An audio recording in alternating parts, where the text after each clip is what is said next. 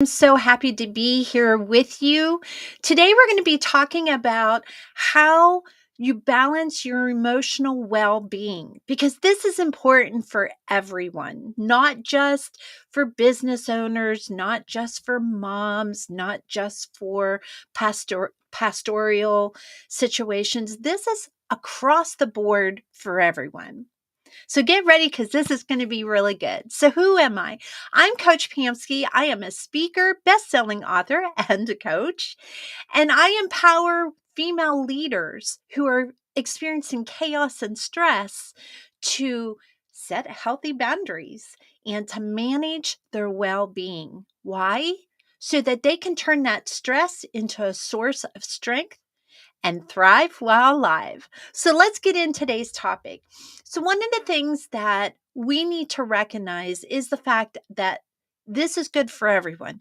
Everybody needs to understand their emotions, right?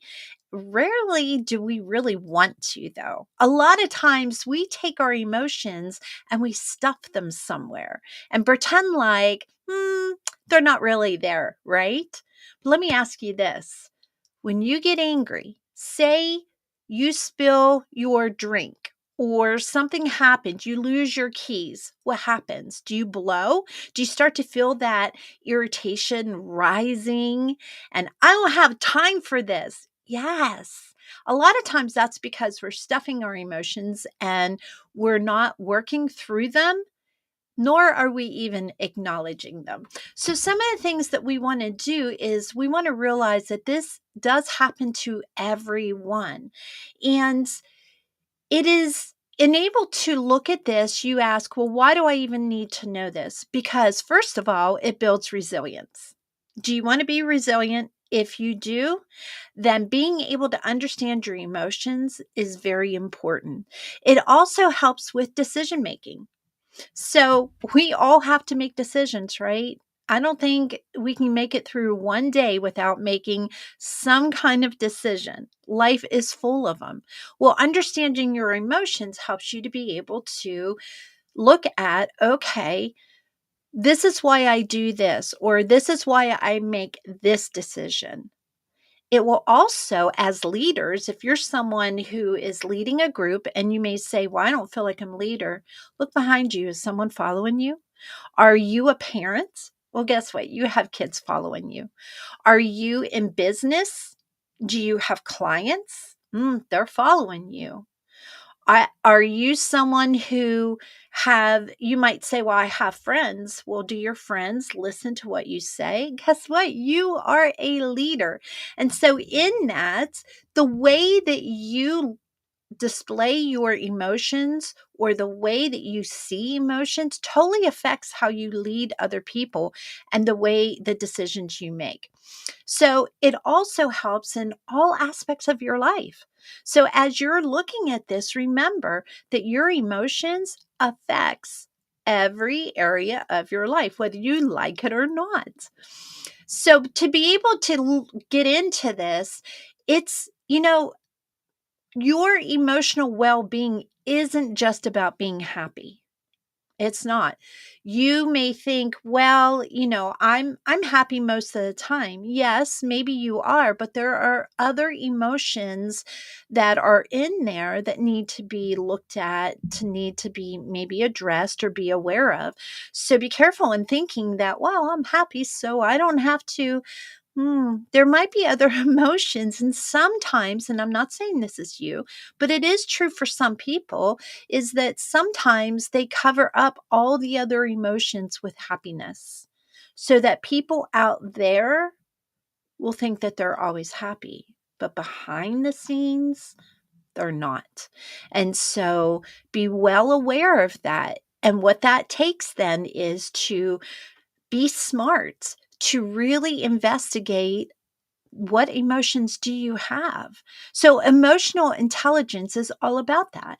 It's all about looking at what is your well-being in your emotions, um, understanding. not just your emotions, because if you're a leader, guess what? You're dealing with other people's emotions too. And so being able to understand, what are their emotions? What are they feeling? Why are they saying what they're saying or acting the way they're acting? Well, I can guarantee it probably has something to do with some emotions that they have. And maybe they've been triggered. And you may ask, well, what's a trigger? Well, a trigger is whenever an event or a circumstance happens and it evokes feelings from the past. So, for instance, if someone said something really nasty to you and you're harboring resentment towards them, but you stuff that and you don't deal with it and you put on that happy face, and somebody else, maybe you go home and your mate says something and you just instantly snarl and get upset with them. And your mate is like, whoa, what's going on here? Well, guess what? You were triggered. Whatever your mate said, it triggered what happened earlier with the person who said some things that upset you. So that's what a trigger is like. And often when you're working with other people, whether they're friends, coworkers, people you lead, they have emotions that happen in their life. And a lot of times you're not privy to that. You don't even know that they're going through certain things. And you say something that is totally, there is nothing behind it that is meaning to hurt someone, but it does. Why? It's not exactly what you said. It's what's going on inside of them. So you have to be good at understanding other people's emotions. And I'm going to tell you, the best way to do that is to understand your own. I know this is a tough topic because most people don't really want to go there.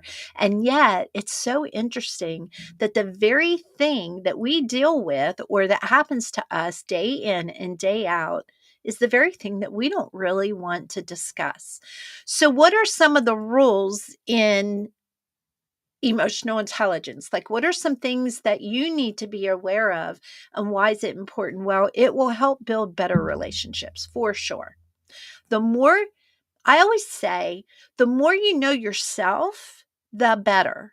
Because the more you know yourself, the more you connect with yourself, it's like a window into other people's lives.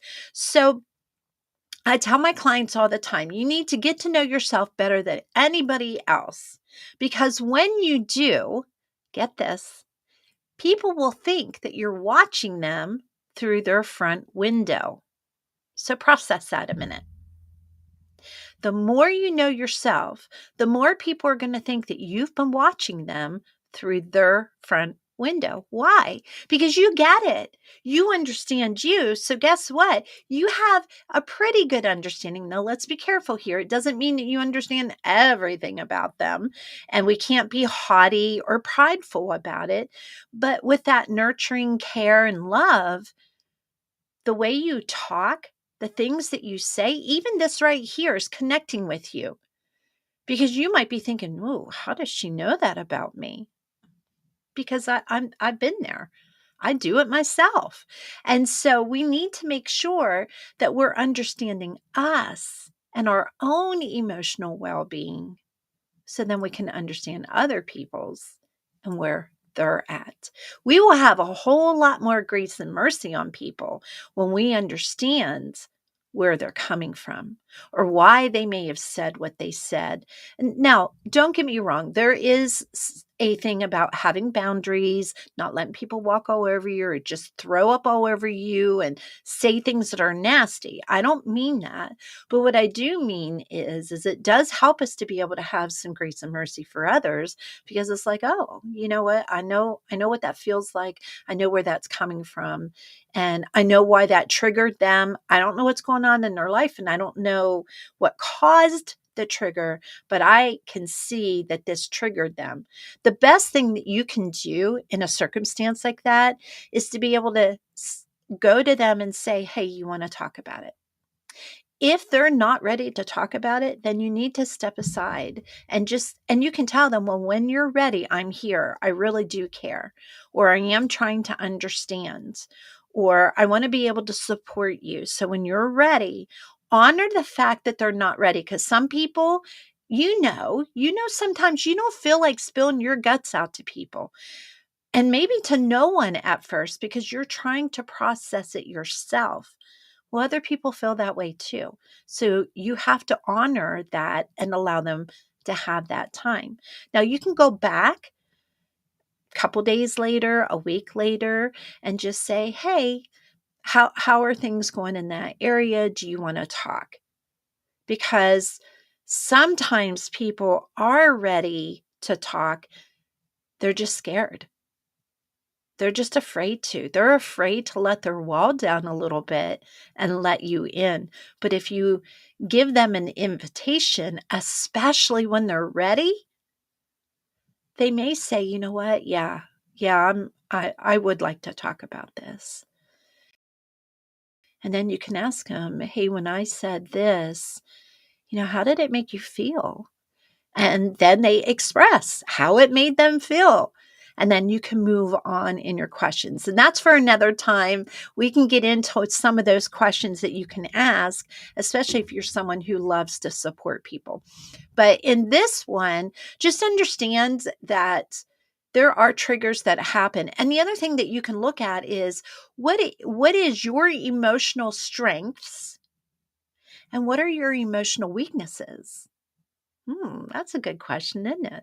And what about other people? What are their emotional? Look at the different people.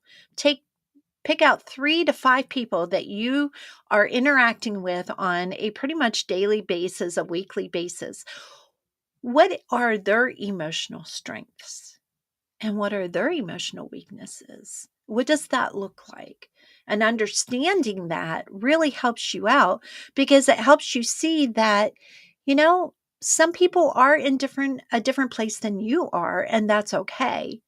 And it helps them see that you are trying to understand them, that you're getting them. Like, don't you love when someone gets you?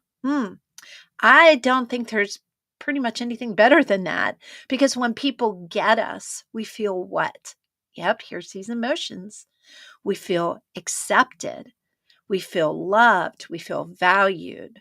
Isn't that what we want? Isn't that what we want for other people? And guess what? You can be the one that can provide that by understanding your own emotions and then connecting that with other people. So some of the things that we can do to help us with emotional intelligence is first of all being very mindful, being present, being aware. Be aware of your own emotions. I'm going to tell you something. Emotions are not bad or good. Right? They're not bad or good. They're neutral. It's the value that we put on those emotions is what tells us or gives us that perspective of it being good or bad. None of our emotions are good or bad. They're neutral. So that might be a mindset that you need to really take in and think about and cultivate. Because I'll bet that you have some emotions that you say, oh, that's a bad emotion. God gave you those emotions for a reason. They all have their place, they all have things that they do, but most of all, they're messages. They're messages to tell you what is going on in here and out there.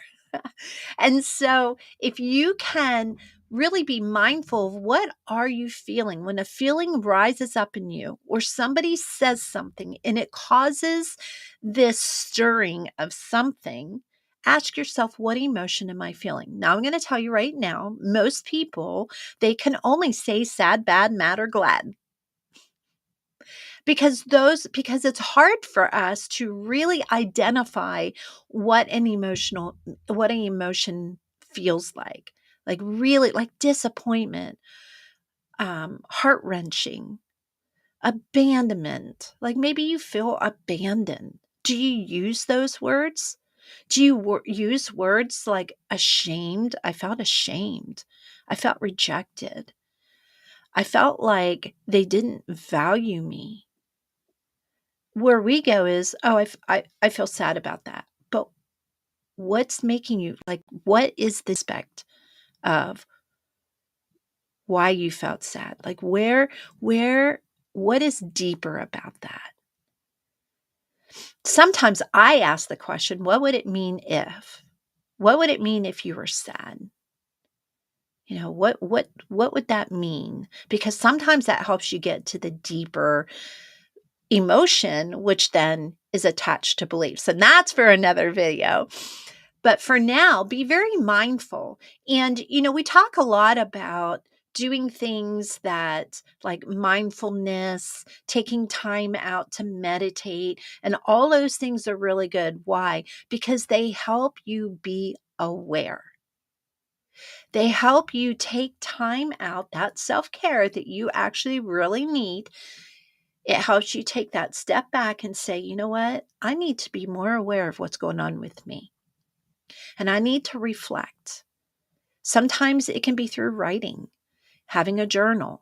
And you don't have to be a writer to have a journal. You could be someone who likes to draw. So you could draw out what you're feeling. Maybe you like to write poems, or maybe you're someone who likes to do it through scripture reading and then writing out. Whatever it takes, being able to write out, something really wonderful happens between your head and your hands holding that pencil or pen. So being able to write that out. Also, just having healthy habits. Like, what habits do you have right now that are not healthy? And you're going to have to be raw and real with yourself. You're going to have to be honest. It requires honesty. You want to grow, it takes honesty. You're going to have to be honest with yourself. And so having these healthy habits to help you emotionally regulate what's going on. Sometimes people will go exercise because that adrenaline gets flowing and it kind of starts to calm things down a little bit. And so some people will exercise. Other people, it's about eating. Other people, they will spend time doing things that they love so that they can regroup, regenerate, and then go back out. Building a support system is so incredibly important. You have to grow your support system because you were not created to be alone. And whenever you have your support system, then you can go to someone and say, hey, I'm really struggling today. I have this big ball of emotions and I don't know what to do with it. And that person can help you sort through it. Start naming some of the emotions, finding out what caused some of them. Are they attached to something from the past? Or is this a new thing? And I even with my clients will go as far as what is the belief that's attached to those emotions? Because usually where there's emotions, it leads to some kind of belief that we have.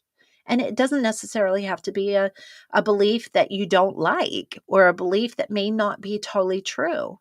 It can be a true one, one that fills you up. And so who can help you do that? Are you in some kind of support group, or do you have a support group? And that can be a group of people who, in any given moment, you can call them up and say, hey, I'm really struggling.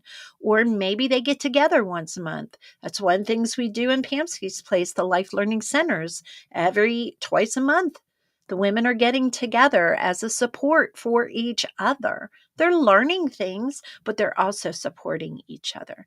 And you begin to realize that maybe you get some things in these support groups that you didn't get growing up or in your marriage, or, maybe you're struggling and you need that value, security, and love.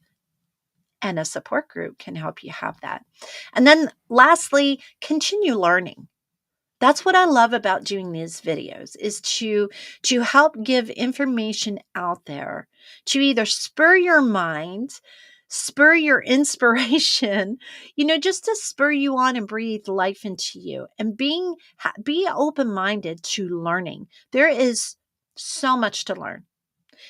If you ever have that thought, oh, I know it all, which we rarely have that, but if you do, try to change that thought, because if you're open minded and you're open to learning, even the sky's not the limit.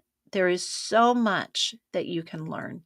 And it's not even like you can read books, you can be a mentor. Even as a mentor, I'm telling you, I've learned more as a coach, I think, than before I was a coach. Just because I'm with other people and they spur my mind and they make me think, and watching how they interact with people has taught me how to interact better with people. So always have that open-mindedness to be able to learn. So, being stressed out, being in chaotic situations, being in situations that challenge your emotions can be hard. They can be difficult. They can be challenging. So, what I want you to do is start recognizing, when do you feel like, is there any patterns with you? Yeah, that's going to take some awareness. Is there any patterns with you? And what are those patterns? What happened around the situation? Because often there's telltale signs that the same thing that triggered you before triggers you later. We have these patterns in our life, and if we're never open to looking for them, we won't recognize them. And if we don't recognize them, we won't change them.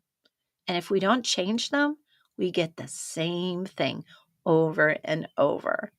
So be aware of, what are your emotions? What's going on? What triggered you? What circumstances do you have in your life? Because if you dig in, you know that there are certain things that make you angry. And if you're in that situation, it doesn't take much, does it? Or maybe some things make you feel anxious. Or maybe when people use a certain word, it triggers you. You need to know that about yourself. And that'll help you be not just more aware, but be able to start taking action and looking and being able, then as you're taking action, guess what? You're going to have times to practice it. I can guarantee you, God is going to allow circumstances where you practice the things that you're learning. But that's good, because it's like a muscle. You begin to build that muscle. You begin to build your emotional capacity and your resilience, that pretty soon you start realizing, you know what, that doesn't really bother me like it did. Now, I will say, there are some triggers that they may not go away. They may get better, but they might not go away. And just remember, it doesn't mean that you're broken or messed up, or it's just one of those things that you're going to have to, every time it comes, be able to think it out or be able to work out the emotion. And there's so much to that we can discuss on another video. But for now, I just want you to be aware of where you are, what kind of emotions arise, how much are you stuffing, how much are you throwing out on other people, expecting them to fix it for you? Like, these are things that we need to watch out for. And again, it's so that we can understand other people. Why? Because we want a balanced life, right? Don't you want a balanced life? I know I do. I really hated when my emotions were all over the place and they told me where I was going to go and how I was going to feel. There comes a time when we can tell our emotions where they're going to go and how they're going to affect us. And granted, a lot of times, emotions will surface when we're not expecting it, but we still, if we have the right tools, we still can manage them. And also, we want to improve the quality of everyday life, right? We want life, you want to enjoy life. And I used to think life took me by the tail, whipped me around, and I took blows like they came. Like I didn't feel like I ever had a choice. But I'm here to tell you, you do have a choice. And you get to have a less stressful day when you learn how to manage the emotions and you have more emotional intelligence. And then you can navigate life's challenges with with a little bit more ease. I'm not going to say it's easy because there's a lot of things that hit us that we have no control over and they're not easy. But you don't have to feel like it's going to take you down and wipe you out because I know that feeling. And the more that you can grow in this area and become more resilient, man, the more peace you have, the better you handle situations that do come your way. So remember, you're not alone in this journey. I'm here for you. I'm here to support you. So reach out. And why? Because it's time to thrive while alive. It's so great to be with you. May you have a wonderful day.